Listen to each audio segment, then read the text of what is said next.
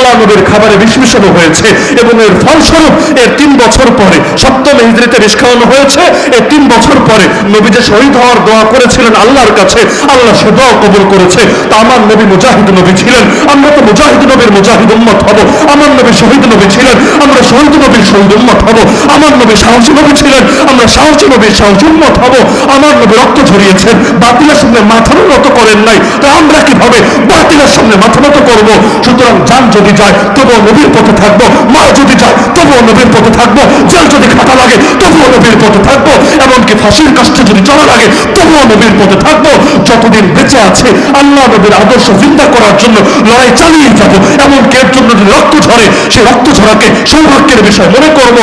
এই চেতনা যদি কারোর ভেতরে আসে, পৃথিবীর জালেমরা কিভাবে তাকে থামাবে, কিভাবে তাকে থামাবে?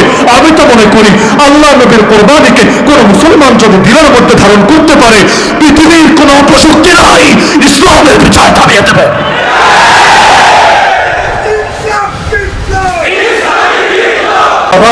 এই মক্কায় একটা পাগল আছে, একটা জাদুঘর আছে, সুতরাং সাবধান, তার পাল্লায় পড়ো না, না হলে সর্বনাশ হয়ে যাবে। তুমি তোমার ফ্যামিলি থেকে আলাদা হয়ে যাবা, জাদুতে আক্রান্ত হয়ে যাবা, বিশাল ক্ষতি হয়ে যাবে। এই কথাগুলো তারা ছড়িয়ে দিত। এখন মজার বিষয় হলো, মানুষ নিষিদ্ধ জিনিসে একটু বেশি আগ্রহী হয়ে থাকে। আল ইনসানু হারিসুন আলা মা মুনিয়া, এটাই নিয়ম। এজন্য যেটা না করবেন দেখবেন এটা লোকে আরো বেশি করে। আপনি বলবেন ভাই খুনোখুনি করিস না, দেখেন দেশের মধ্যে খুনোখুনি আরো বেড়েছে। হুজুররা ওয়াজ করতে চাঁদাবাজি করিস না, দেশের মধ্যে চাঁদাবাজি আরো বেড়ে গিয়েছে। মানুষ যা নিষেধ করে দেখা যায় কিছু মানুষ ওইটা করার মধ্যে আলাদা পৈশাচিক আনন্দ অনুভব করতে থাকে। এখন চারদিকে মাইকিং চলছে, মাইক ছাড়া মাইকিং আর কি। ওই যুগে মক্কায় পাগল আছে, জাদুঘর আছে, পাগল আছে, জাদুঘর আছে। এখন মানুষ শুনতে শুনতে বিরক্ত। কি রে ভাই, কত পাগলই তো দুনিয়ায় আছে, কোন পাগল নিয়ে লোকদেরকে তো এত সিরিয়াস হতে দেখি নাই। এটা মনে ইউনিক পাগল, ভিআইপি পাগল, বিশেষ ক্যাটাগরির পাগল, না হলে এই পাগল নিয়ে এত আগ্রহী হওয়ার কি আছে? যাই একটাবার পাগল দেখেই যাই, এলাকায় গিয়ে গর্ব করতে পারবো, গল্প করতে পারবো। কারণ ইউনিক জিনিস নিয়ে গল্প করা যায়, কমন জিনিস নিয়ে গল্প হয় না। কমন জিনিস নিয়ে গল্প হয় না, আনকমন জিনিস নিয়ে গল্পটা বেশি হয়।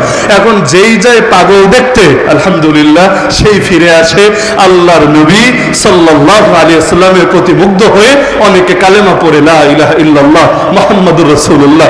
লসটা হলো কোথায়? এজন্য মনে রাখবেন, ইসলামকে বাধা দিতে যাবেন না। স্বাভাবিক গতিতে আগালে হালকা গতিতে আগাবে, কিন্তু যখনই বাধা পড়বে তখনই এর গতি 1000 গুণ বেড়ে যাবে। ইসলাম যেহেতু এগিয়েছে, এজন্য এগিয়েছে।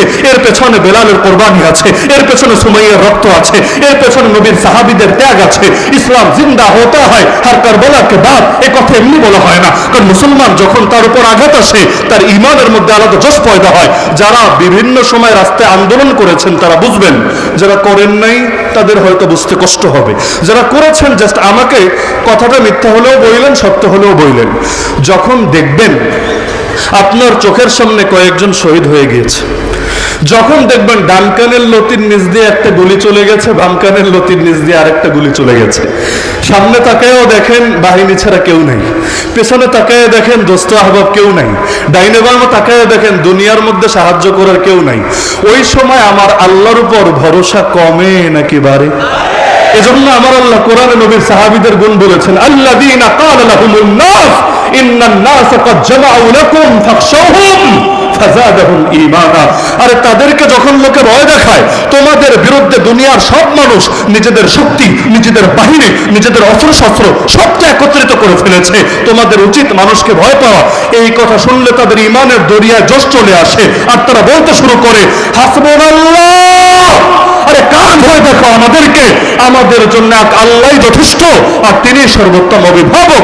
মুসলমান যখন মাজলুম হয়, তার সামনে মাজলুমদের ইতিহাস ভেসে আসে। এজন্য আমার নবীকে আমার আল্লাহ পূর্বের নবীদের সবচাইতে বেশি গল্প শুনিয়েছেন কবে জানেন? মদিনার জীবনে না, বরং মক্কার জীবনে। বলবেন কেন? মক্কার জীবনে আমার নবী রক্ত ঝরাচ্ছেন, মায়ের খাচ্ছেন, মাজলুম হচ্ছেন, 3 বছরের বেশি জেল খাচ্ছেন।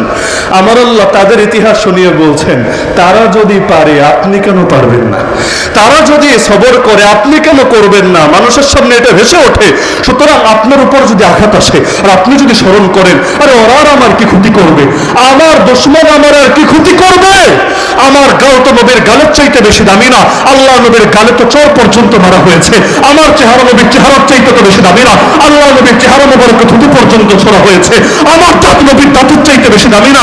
আল্লাহ নবীর দাঁত মোবারক জিহাদের ময়দানে শহীদ হয়েছে। আমার গলা নবীর গলার চাইতে বেশি দামি না? আল্লাহ নবীর গলায় চাদর পেঁচিয়ে শ্বাস বন্ধ করে হত্যা করার চেষ্টা করা হয়েছে। আমার আঙ্গুল নবীর আঙ্গুলের চাইতে বেশি দামি না?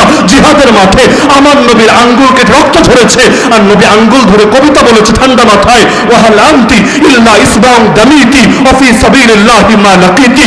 আরে আমার পেট নবীর পেটের চাইতে বেশি দামি না? আল্লাহ নবীকে ক্ষুধার জ্বালায় পেটে পাথর পর্যন্ত রাখতে হয়েছে। আমার সময় নবীর সময়ের চাইতে বেশি দামি না? 3 বছরের বেশি আল্লাহ নবীকে জেল খাটতে হয়েছে। আমার জীবন নবীর জীবনের চাইতে বেশি দামি না?